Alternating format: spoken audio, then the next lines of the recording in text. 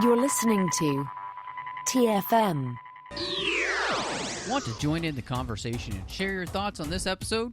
Join the Babel Conference, our listeners' discussion group on Facebook. Just type BABEL into the Facebook search field, and we'll look forward to seeing you there.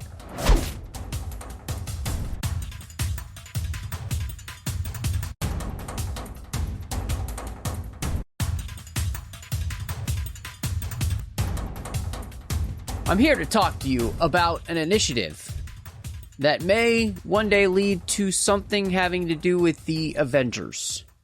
And with me, as he is every single time, John Mills.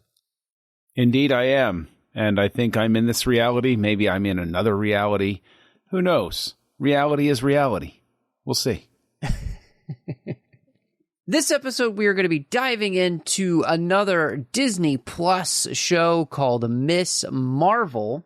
But before we do that, just to want to say thank you for listening. Of course, subscribe wherever you're getting your podcasts. And, of course, you can find us on social media at the 602 Club. We're on Instagram at the 602 Club TFM. Find us online at Trek.fm. We've got Facebook at facebook.com/TrekFM, the website Trek.fm, where you can find all of the shows that we're doing. And, of course, you can support us on Patreon at patreon.com/TrekFM. So, John, I'm very interested to hear about this from you, because I know that you're much more familiar with Marvel Comics than I am. And so kind of going into this, were you familiar at all with Miss Marvel? Had you read any of the comics? Did you know anything about the character kind of coming into this show? Well, it's always important to qualify that when I was reading Marvel Comics was a time and a half ago. I'm an old school, make mine Marvel, which is not to say that I have eschewed Marvel Comics for any other reason than I just don't have the time really to read comic books too much anymore.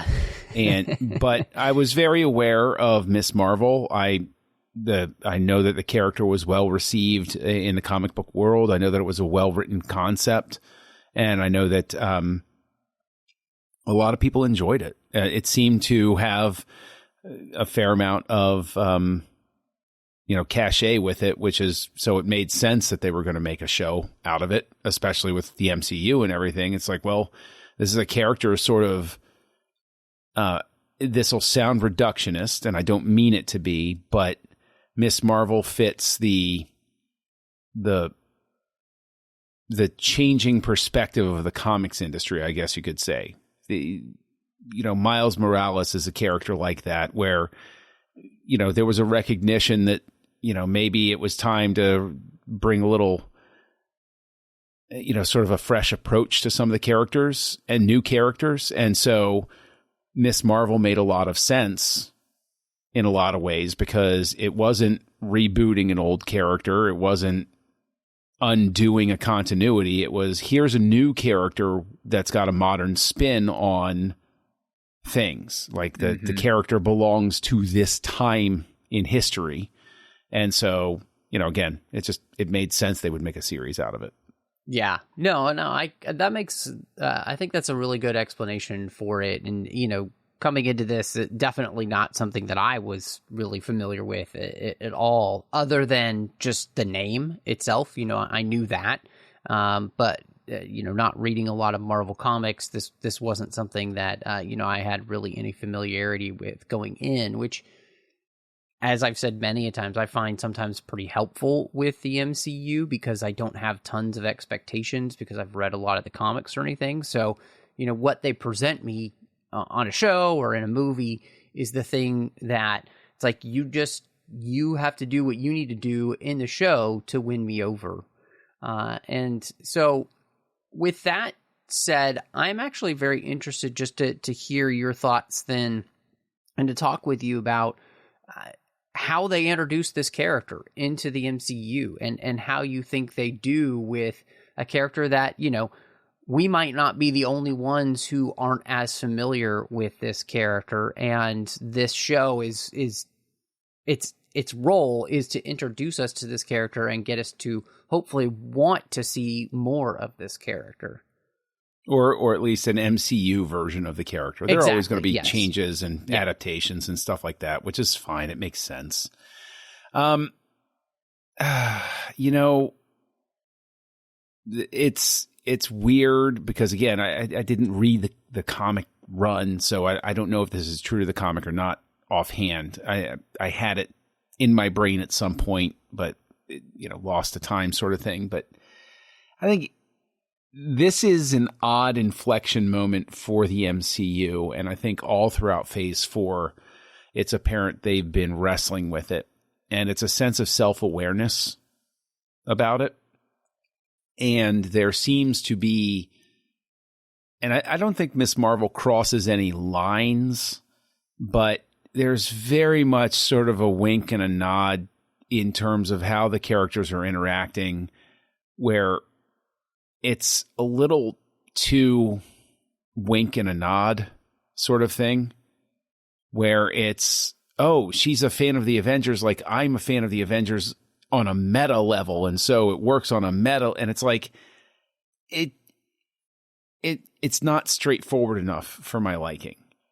And it's interesting because I think we have two series that we can do just a one-to-one at it, where you have Hawkeye, which is dealing with sort of a PTSD perspective of somebody who is an Avenger, processing everything that's happened to him up to that point. And we see sort of the ludicrous embrace of the Avengers. It's almost like a lighter version of looking at Watchmen, where it's this postmodern, what if superheroes were real take on everything?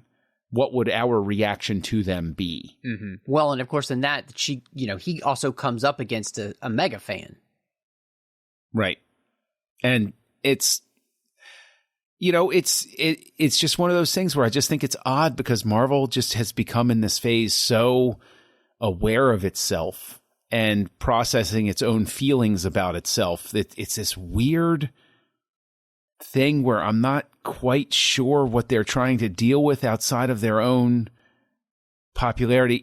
This is going to be a terrible comparison, but even though, for instance, I love the album Tunnel of Love by Bruce Springsteen. It's his first album post Born in the USA, when he was, Born in the USA made him super huge culturally. Right. And Tunnel of Love came out, and it's another hit, and that's a strong album.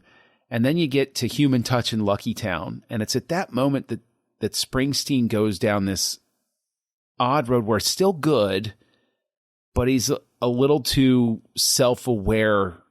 He's not second guessing himself, but he's too self-aware of his own popularity at that point. And so he's trying to make sure he hits necessary things. It's a dangerous thing for a franchise to go into, I think. Yeah. No, I mean, I definitely hear what you're saying, because one of the things that I kind of wrote down as I was rewatching the show was the whole idea of dealing with fan culture. Yeah. In the series. And, like you said, of course, with them being fans of the Avengers, another thing, just again, is a comparison where we're introducing a new character to everybody. In Hawkeye with Kate Bishop, they have the meta moment of the Rogers musical happening, which, you and I were like, it's fine, it's not my favorite thing, but I feel like this is kind of taking that moment and one-upping it, by turning the Avengers into this thing that people are now having a convention about, even though they're real people. I mean, none of the conventions that we have as fans are about real people. Right. It's all about make-believe. And so I think the thing that, like you said here, there is such a meta nature to that. And I think I agree with you in that sense. Like, that's the one thing I think about the show that doesn't work very well, because I think they handle it in a way that makes it too, it's not a joke, but it just doesn't feel right when you think about the weight of these people and their lives and what they've done for the world and the universe at large. And, obviously people would be fans of them, but to like have a convention about them and everything, it just feels like, I don't know. Is kitschy the right word, you think? I'll just go ahead and say bizarre, because you're absolutely right. It would be like having a convention for, I don't know, like anything I say would be controversial, but like people in the news, you don't have conventions for them because they're in the news. Like you're aware of them. There's not like, I guess a Taylor Swift convention is just the Eras tour, but that's not a convention, I mean, she's throwing her own convention about herself. Yes. So, and making billions of dollars for it. So, God bless her. Yeah. Genius move. But no, I think, I do think that there's something to what you're saying there, and I can completely see it. And I do think that it's one of those things where, because the tone of this show reminded me very much of Spider-Man Homecoming. It had a very similar vibe to it. And I think that for the most part, that tone works perfectly for this show, right? Because Peter Parker, like Kamala Khan, is a teenager, right? And she's dealing with teenage problems. She's in high school, all of these type of things. And yet I think the added layer of kind of giving us this over meta read of creating a convention out of the Avengers actually takes what I think was the perfect tone, and in some places, especially in that first episode, it just kind of moves it into this kind of weird place where it's like it almost I think what it does is it pulls you out of the story because it doesn't feel real and right to be having a convention for these people. I mean, there's even that thing where they, have the wall to Natasha and Tony, and people are writing on the wall, "Thank you for your sacrifice." That doesn't feel right. It just feels weird and like, I don't know, almost kind of icky. Well, when you get down to it too, somebody's got to be throwing the convention. What ghoul is throwing this convention? I don't know. Yeah. And yeah. But on the other side, I think outside of that, I think the rest of the tone of this show, by leaning into that kind of homecoming vibe, was actually the right vibe. And I would say what's great about the show is the tone is actually very consistent throughout most of it. It knows when to be serious. It knows when to be funny. And that's one of the things I've actually really rewatching the show is I'm very impressed that this show could be as consistent as it is, which has kind of been an issue that we've had with a lot of phase 4 so far, where it just feels like things are wildly up and down. Whereas this show knows exactly what it is, I feel like what it wants to be, and finds a way to be that almost every single episode, except for some, minor variations that we talked about. Yeah. Yeah, I think you're right about that. That the tone is consistent. This, at the very least, does not have the wild swings of, I'll throw it under the bus right now, WandaVision, where I'm like, what exactly am I supposed to be feeling right now? What am I doing? This is a clever concept, but this doesn't feel like a clever concept just for the sake of a clever concept. It feels like it's trying to tell a story, and a story that has some meaning to it. I think that what's really interesting about it as well, because this is my first time watching it, obviously, is obviously it's tricky to approach a series in the modern era trying to tell the story of somebody who is, the the first generation, to, American born, to an immigrant family sort of thing. And what I found interesting about it, because, as I'm looking at it and trying to like break it down, I'm like, well, this is odd because I don't know this culture as well and everything, is, and stay with me here, is we've had stories like this told in, filmed media, but never as a series like this per se, more as larger scale explorations. I'm not saying that this is on the same level of artistry or craft, but like Godfather Part 2 is the tale of what happens to that first generation. How much of the traditions do they keep? Yeah. How much do they adapt, and what happens to them in the new environment that they have to live in, and how do people treat them, and how are they approached? I mean, I know it's going to sound crazy to some people, but in terms of looking at how Kamala and her family have to interact and or deal with presumptions about them, like, isn't that different to me tonally than when Senator Geary is talking to Michael Corleone in Godfather Part 2? Because in that, he has a very clear disdain for these Italian immigrants who came over. He calls them greasy. He like all of that sort of stuff. These slurs he throws at Michael. And Michael's not a good person in Godfather Part 2, mind you. But it's a similar sort of thing where it's like this story, repeats itself in time. I just thought it was interesting. And it, that in and of itself makes it a worthwhile series to create, because I think it reminds people that people are still going through this. We're a nation of immigrants, and people are still figuring out what that means when they come over here, and how are they going to adapt and integrate, and how much are they going to adapt and integrate? How much of their old selves can they keep and still function in a society that demands certain things? So I think that's interesting. And I think that, the way that she approaches it is interesting. And so, I don't know. I'm not trying to get overly philosophical about it, but I think that gives the show a decent purpose. Yeah. I'm really glad that you brought that up, because I do think that that's one of the things that the show does so well, and I think so respectfully, to the culture that they're trying to explore.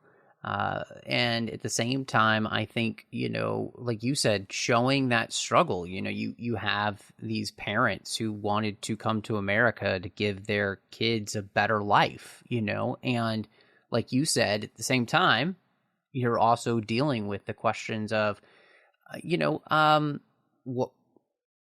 what do we want to keep from where we came from, and this is also, I think, the only place really in the MCU, because, of course, the Daredevil series that we saw is not, I don't think, considered canon really, or if it is, it's just in another universe version.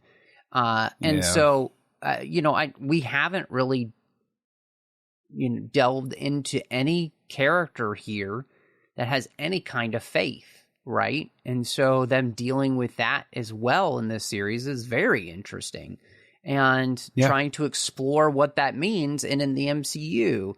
And so I think I'm right there with you. I think this show does a very good job of discussing these issues, to just portray these issues. On top of that, I wanted to ask you, I think this show makes a great use of history, and what happens in India and the creation of Pakistan, the trauma that causes for families as Muslims try to escape to Pakistan because they're being severely persecuted in India, and the British government basically forcing people to do this, because they're drawing arbitrary lines on a map that they didn't create, so. Like, to me, that was also a very powerful story, because, the entire Middle East is kind of a mess because people came in and started drawing lines on a map that they didn't create, Yeah, we don't like to get controversial necessarily, but the Brits didn't really think it through when that was happening. And kind of still dealing with the fallout from that. Have been since those maps were done. Always going to be a really interesting sort of thing. And I agree with you. The fact that it's unfortunate that there are so many people that are unaware of that history, that these things can have impact through time. And so, yeah, we will continue to deal with it because, it happened. You can't sit there and act like it didn't. You can't sit there and be like, no, this thing didn't happen. This thing it's kind of messed up. We can't undo it now. We just got to figure out the best way to go about it. But yeah, I think anything that ever makes the effort to make its historical statement, it's very tricky to do it right. And I would say this series does it right in the fact that it presents it and it takes the opportunity to educate without being, uneven about it. Yeah. No, I agree. guess you could say. And I think as you were talking, I was thinking that one of the strengths of the show is the way in which they use the past and what happened there in India, and the fact that you had this forced segregation instead of people being able to come together, right? And they utilize that, I think, very well for the story in our present time period to show the ways in which we are working to keep that from happening where we live now. Right? We are working towards the living in peace and harmony with one another, even though we may have differences. And I thought that that was thematically very well done in the show. Because, again, like you said, we can't deny the horrors of the past, because if we do, we won't be able to create a better future. And so I think this show has a really nice juxtaposition in that. And I think, like you said, it does it very well. And because shying away from these type of things does no good for anyone. But I also just felt like they found a good way to integrate that past and everything into the story about Kamala's family and how, she gets these powers, how she has this bangle. Like, it created a really interesting origin story for this character, because it wasn't just about her. It's actually about her entire family, which to me, I think was one of the strong suits of this show too, is that it's one of the most family friendly shows about family that the MCU has ever done, which, I would like to actually see more of this type of stuff that celebrates how important family truly is in our lives. And that's just not something that the MCU has done a ton of. That is a very worthwhile thing to point out. That's a very great observation, that the characters we've gotten up to this point seem to be born of an egg, or they have estranged families, like, Tony Stark didn't get along with his dad, and, all those sorts of things. And to see a family that functions together and comes from a place of love and support and encouragement, it's like, oh, yeah, there are families like that out there. Yes, I want to see more of this. I want to see the superhero who has a home life, if you will, who had, like, they hint at it with Hawkeye, but Hawkeye, he's away from home sort of thing. So maybe that's another comparison to draw with the Hawkeye show. Is the Hawkeye show has a family, but the tension there is that he's away from them doing things and stuff like that. Whereas here, she's truly spending time with her family. And, like in the last episode, when she has the moment with her family where she, reveals that she's, basically Miss Marvel and everything. there's no shouting or anything. It's actually, lighthearted and fun, where it's like, oh, well, mom told dad and dad always has his phone on speaker. So we overheard it. So we already knew. That's a cute family moment. That's true and relatable, regardless of what culture you come from. Because I know for a fact that there are things that I hear because my wife and my in-laws, they talk on speakerphone. And I'm like, well, didn't know that. Now I do, that sort of thing. So, and I agree. As you're saying that, I'm also thinking too, like, this is just so different than so many other the MCU things where it's like they're supportive of her, right? And just they're, oh my gosh, I'm having trouble with words because it's something that I want more of, You know what it is? It's that they're a very human family. Yes, thank you. I mean, it's an excellent point because, they're not shown to be a perfect family. You show kind of warts and all what it means to be a family, the struggles that mothers can have with their daughters, the struggles that fathers can have with their daughters or sons, all of these type of things, right? And yet what I thought was beautiful too is that, and, before my family personally kind of imploded, it was actually the place where other people would come who were having trouble with their families, and they would come to our house, right?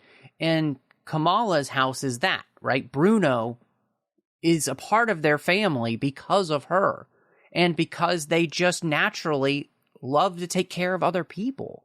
They're that type of family. I know this is sort of a rabbit hole, but you just made me think of the fact that the friend circle that I ran in for a number of years, there was a friend of mine, his parents were Greek, and regardless of what time that his ne'er-do-well friends throughout their late teens and early 20s would show up at that house, we'd amble in at 2:00 in the morning. That woman's radar would go off, and she'd go into the kitchen and she'd start making us food and drink and everything like that. And we were all like, please, no, please, no, go back to bed. We didn't mean to wake you up. We feel so bad right now. She's like, no, sit down. You need a little something to eat. You're up late. You gotta get your energy up because you gotta drive home anyway. Like that, calling out that the family, that there are blurred lines in the family, that when people are close enough as friends, they come and go into that world. And there's still that love there. And there were other friends of mine too, where they would come over to my place or I'd go over to their place. And there was always that love and support that would happen. No, I'm glad you said that. And I think that that's something that this show does a great job of portraying, this safe place that this family creates, that other people can come in and experience family who don't have family.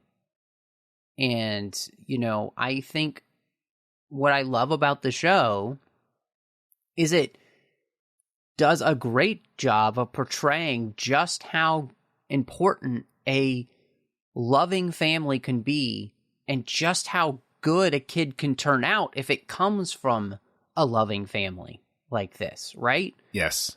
Because we've seen the opposite, right? In the MCU, you mentioned Tony Stark, we've got a lot Thor's of other... family isn't great. Yeah.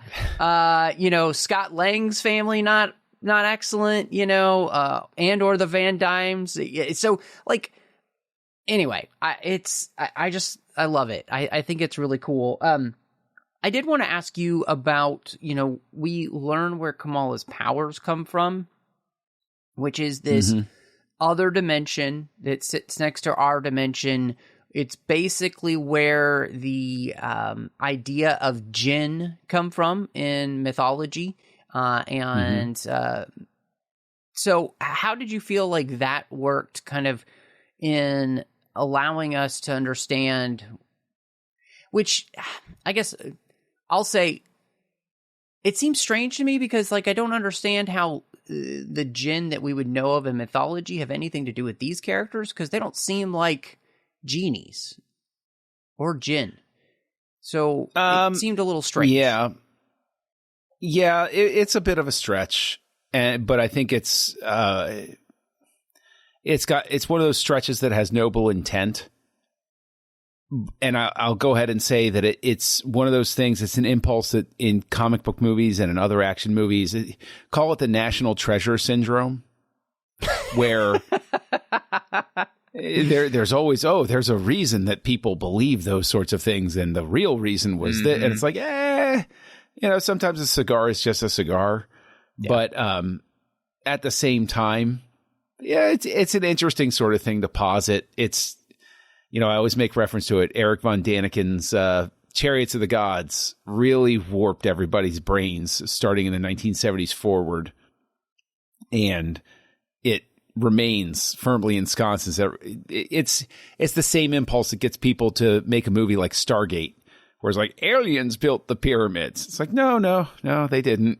It's, people didn't have social media, and there was a lot of unfortunate,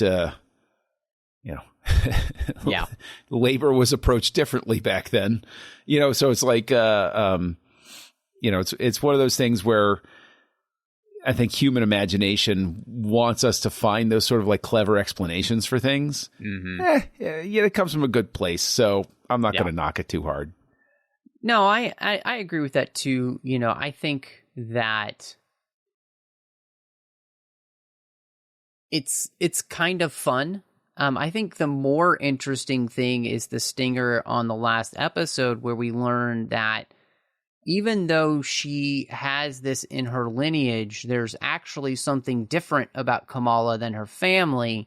There's apparently some sort of mutation.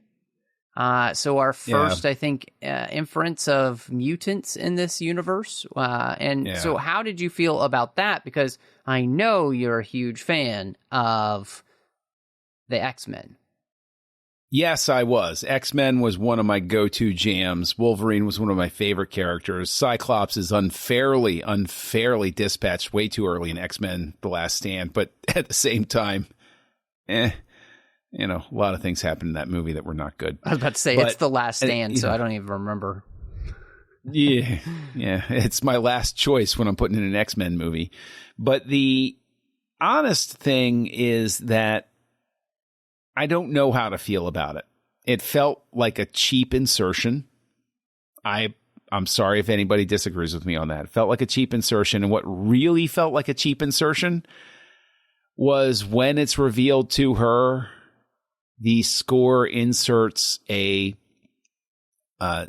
don't know what the musical term is, but a sting, a reference, a use of whatever, of the 1990s cartoon theme for the X-Men. And at that point, that's probably what makes the moment feel a little cheap for me, because it doesn't feel organic at that point. It feels like a studio note. Hey, we just bought 20th Century Fox. Now we can talk about the X-Men. We can say mutants. Say mutant in this scene. Did it add anything to the story for you? The one thing that I'll say is that the fact that Kamala can use the bangle and everything in the way that she does, and nobody else in her family could on her, mother's side, seemed interesting. And so I guess to create this specific reason why it's Kamala that has these abilities and powers. So, it's not just that she has human genes and Nor genes, and then it allows her to, be connected to our universe and everything, but that there's something else at play, I think, to me, actually made more sense then, because otherwise, shouldn't her brother be able to put on the bangle and become Mr. Marvel, and, her mom and her grandmother do the same thing? So, at the same time, I completely get what you're saying, because I wish that it hadn't been put in a stinger, because I think the stinger itself makes it feel like that. So I think that if it had been in a different place, that would have made it feel just more important like it actually is, right? Because in many ways, she just kind of disregards it and turns it into a joke or whatever, and they get in the Porsche and they leave, right? And so I think that's the thing where it just kind of feels like, okay, I see what you're doing here and why, but, you know, I mean, you could have put a little bit more thought into where to insert this. And maybe, you know, in some ways, like you mentioned,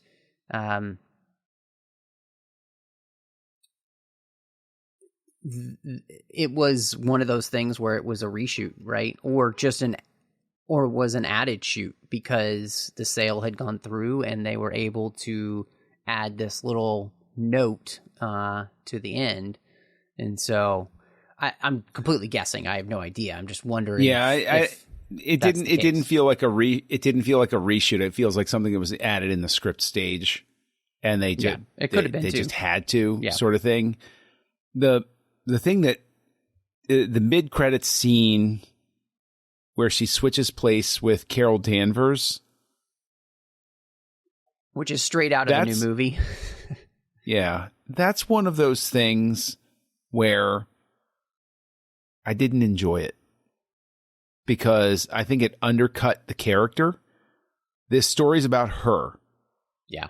And then that mid-credits stinger says, oh, but it was really about what's going to impact Captain Marvel. It's like, no. This doesn't fit. This isn't, I mean, it's really, you know, just becomes a trailer at that point for the next movie. And I'm like, if anything, it cheapens the feel of the show because it's like, oh, I was happier when I was just watching the show and not thinking of it in terms of how it impacts the rest of the bullet point universe that is the MCU. Well, and I also think to myself too, you know, when this show comes out was last year. The Marvels doesn't come out till this year. Like, as we're recording this, the Marvels comes out in a couple of months. So it's been that long. So it's another one of those places where the teaser has been there just kind of dangling Chad for so long. People probably forgot about it. And so, I agree with you in that sense. I don't think that one works very well.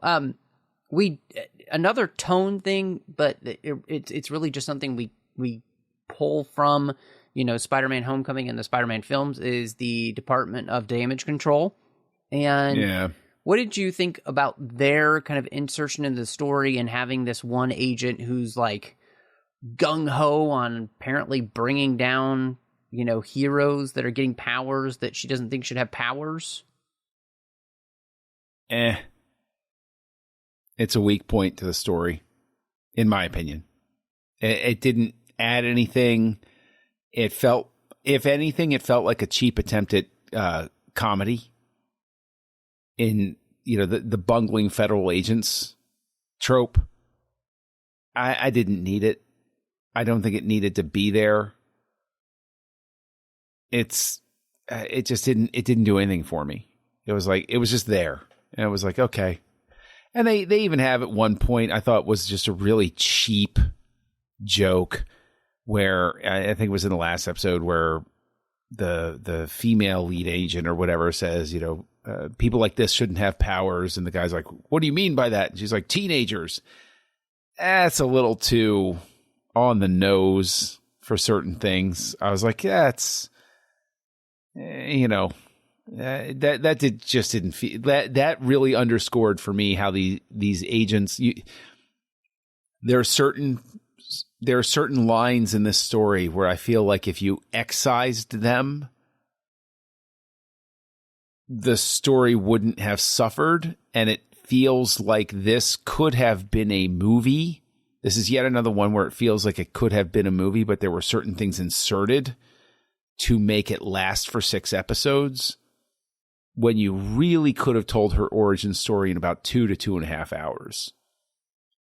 I don't, you know, it doesn't mean I hate the show or anything, but this very much feels like the directive from Disney that we don't want movies. We want content for our streaming service. And that's why this is 6 episodes instead of a tightly focused on her film that gets her through the hero's journey that we need her to get through, the way that Iron Man got through in his first film, and Captain America got through in the first Avenger, and the Incredible Hulk got through in his first film, even though we don't talk about that because Ed Norton was in it, and Thor, and everybody gets through in their first film, their hero story.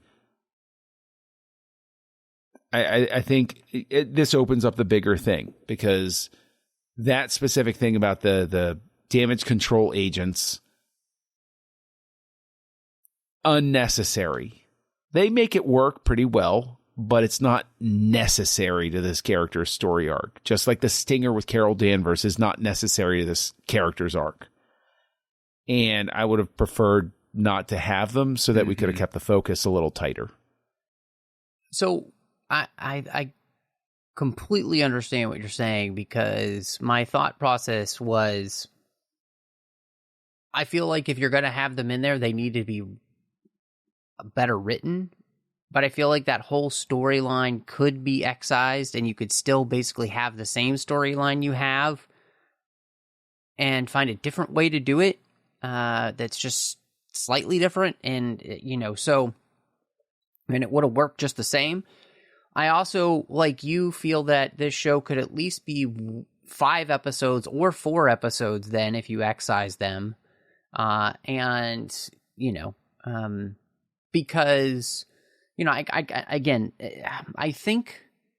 think Disney Plus has just kind of fallen into that place where they're just not willing to just have the amount of episodes needed for the story that you're telling.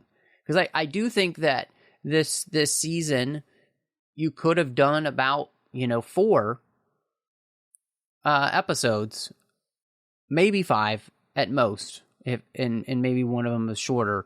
But you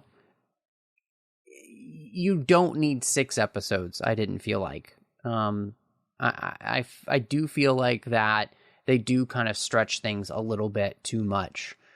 It's not as though I disliked watching it or anything like that. I just felt like, the whole thing could have been tightened up. And I don't know if I felt like you could do a movie, but I definitely felt like, yeah, this could be 4 episodes and much tighter as a story, and all the better for it. Well, if you think about it, it's also nonsensical that you have this quasi-evil damage control department, or agents from the damage control department, going after people when you live in a world where you have a Broadway musical and conventions lauding the Avengers, right, and praising people with superpowers. Mm-hmm. How does this agency make sense in a world where Nick Fury went out and found people with powers and turned them into a functional team? They're at opposition with each other. And it gets back to sort of the same problem that happens in WandaVision, where it's like, why would these sort of people be functioning in here? We live in a world where the whole goal is to recruit people to be on these teams, and people praise them and love them. Like, it doesn't make sense why there would be people in organizations or organizations focused on the idea of dissuading, persecuting, or punishing people who exhibit these powers. They would want to recruit them. Mm-hmm. Well, and I think that one of the biggest problems is they don't do a good job with that character to explain why she feels like that, right? And the other agents don't seem to feel like that. There has to be, and again, so it's about motivation and all that stuff, and so it just doesn't do a great job of really making sense of this story, and it's just underutilized in the story, which is one of the things where it's like, so you either need to find a way to make this story point make more sense, or you should just take it out. And do something else. And so, what did you think about the look and the feel of the show itself? We've kind of had a hard time, I think, with a lot of the series so far, because they have felt like TV series instead of anything else. Did you feel like this show was consistent in its look and its effects and everything? Or did you find yourself, being pulled out as we have been with some of the other shows? It was consistent in its effects, but it wasn't. The effects shots weren't dynamic. They felt just sort of prepackaged sort of stuff. There were a couple of inspired moments here and there, I guess, but like a lot of the shots looked like, okay, we need a shot like this. We've done 1,000 of these before. Pull, shot 127B from here, and we're going to have the camera pan around this way and have the effect going around a person, and that's how we're going to wow the audience. And it just doesn't, a lot of the effects shots particularly felt like effects shots that were, I guess, rote. It wasn't the feel of somebody sitting there and saying, let's push it, let's see what we can do. It was the feel of, we know what we can do, let's stay within that box sort of thing. So basically, I guess I'm saying consistency-wise, it's fine. The problem is that it is consistently not exceptional, I guess you could say, for the effects in specific. I'm not going to knock the photography of the show. I think it does fine with the photography. But in terms of effects shots, there wasn't anything here that knocked my socks off. I was like, yeah, okay, I've seen a shot like this before. Sure.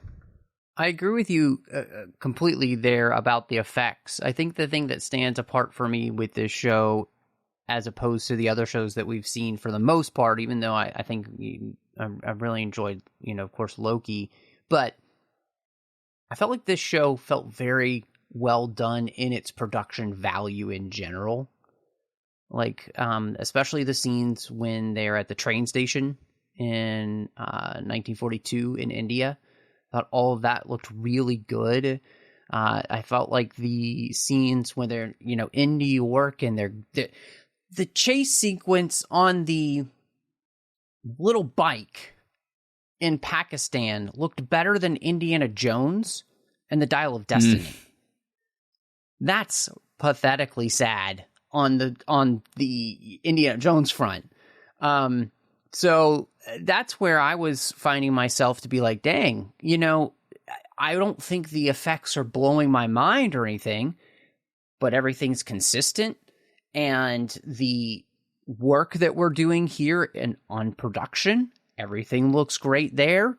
And so it makes for an enjoyable watch because I'm not sitting there thinking the whole time, oh, that just doesn't look right there. And, oh, that looks totally fake. And like, I didn't feel like that anytime in this show. Nothing looked completely awfully fake. And I got to give it to them. I think they did a great job on that. I think there are a couple of shots that look terribly fake, but not so many that I'd raise a stink about it, sort of thing. That's a fair point about that sequence. That is a fair point, and there is something to be said for consistency as opposed to, wild swings of accomplishment. I guess you could, if you wanted to state it politically. Yeah, no, I mean, to me, it was just something, as we've been watching all these films and everything and these series again, what stood out to me is that I wasn't pulled out of the show, especially during major effects sequences, because things looked terrible. Even the big battle at the end, the powers and everything are consistently done. So I'm not pulled out being like, oh, well, that looked really good, but that looks really terrible. Again, we've talked many times, I think consistency goes a long way to just being able to keep me in the scene. And so, was it amazingly dynamic? No, but I'm gonna give him points for consistency. So, that's fair enough. That's fair enough. So probably a million other things that we could talk about, but I'm really interested. I think we've had a lot of good things to say about a show that I remember coming into when I first saw it thinking, I don't know if I'm going to like this show, just because the trailers had not done a very good job of selling it to me. And so, for you, your first time through, what would you rate Miss Marvel? This is one of those things where it gets a little bit tricky for me, because I wasn't floored by Miss Marvel. I like it well enough, but it's not something where it's going to be something I come back to consistently. But at the same time, qualify that by the fact that it's 6 episodes. So of course, I'm not going to come back to something that's longer than a movie. There's a time crunch involved here. I gotta figure out what I'm going to do with my time, sort of thing. But it's not to the series' detriment. And then with the recent films that I've watched for the first time here, I really have to go with, where am I going to land? I haven't been nuts about the MCU shows. Loki seems to have escaped unscathed. And I got a hoot out of that one. So while I wasn't blown away by, and while I think there could have been a tighter focus for this show, and its consistency is both a good and a, not greatness thing in terms of its visuals and all of that, I honestly have to say that I'm going to wind up giving this,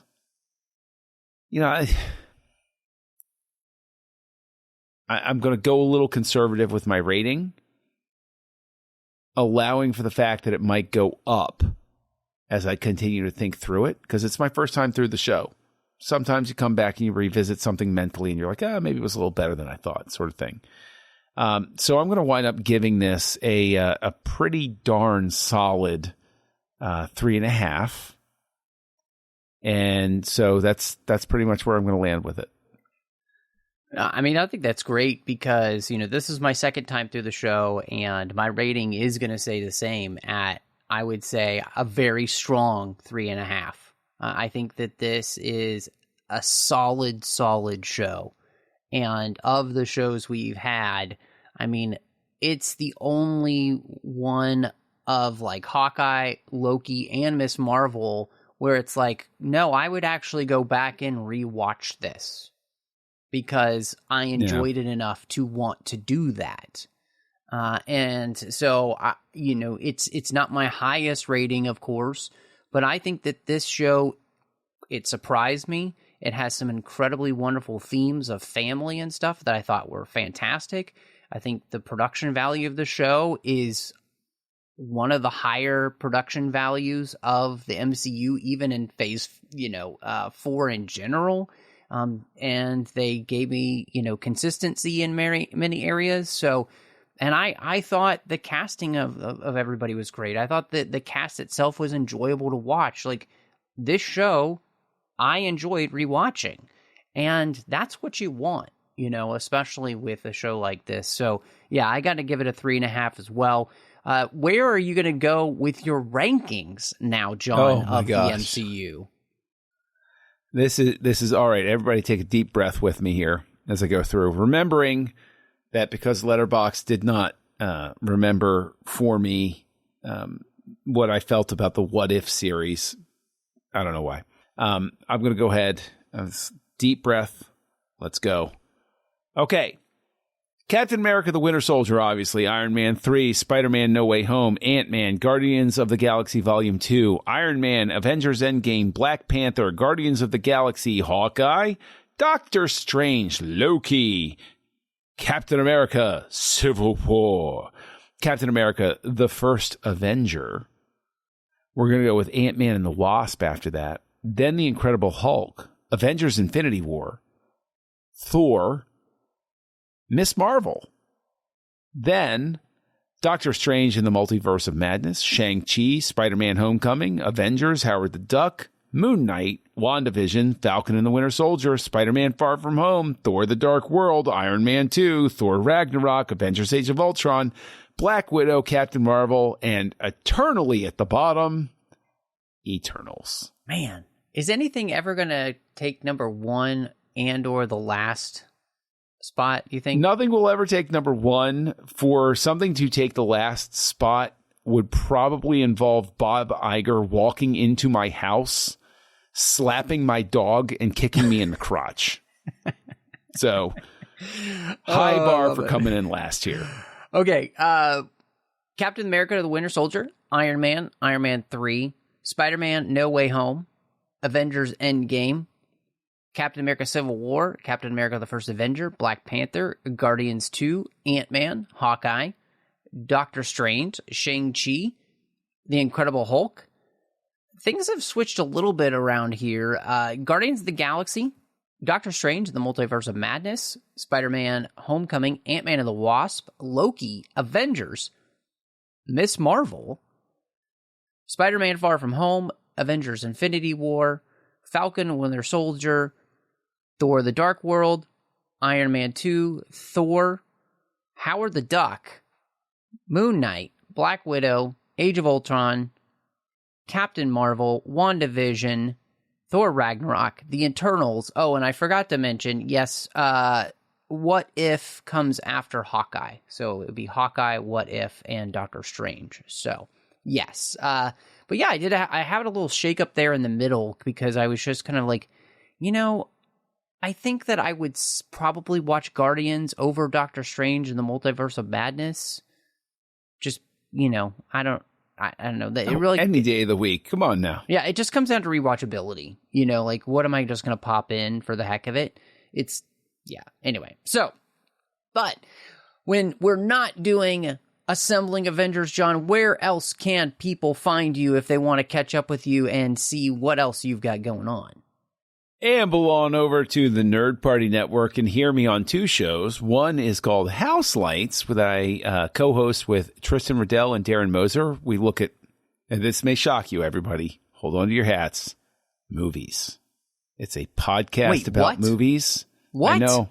Oh my gosh. We're breaking new ground over there on House Lights, but we have a lot of fun. We look at directors through different combinations of, decades of their career and blah, blah, blah, all that stuff. It's a lot of fun. We have a good time. And you can find me co-hosting a Star Wars podcast called Aggressive Negotiations that I co-host with a fellow Jedi Master by the name of Matthew Rushing. Well, John, I just wanted to let everybody know that House Lights got mentioned the other day on the latest episode of the 602 Club. So, if you want to hear a quick shout out for you guys and your conversation about Brad Bird and The Incredibles 2, that's the place to go. So, yes, House Lights is so impactful as a podcast. It gets shout outs on other podcasts. So, but if you want to find me, you can find me all over the place on social media under the name Matt Rushing02. Of course, I'm doing Literary Treks, The Orb, Warp 5, The Artificial Tango, and Saddle Up here on the network. And then over on the Nerd Party Network, when I'm not doing Aggressive Negotiations, you can check out a completed show I did with Drea Kaufman as we talked about every single chapter of the Harry Potter series, one chapter at a time. But thank you so much for joining us. Avengers? Avengers.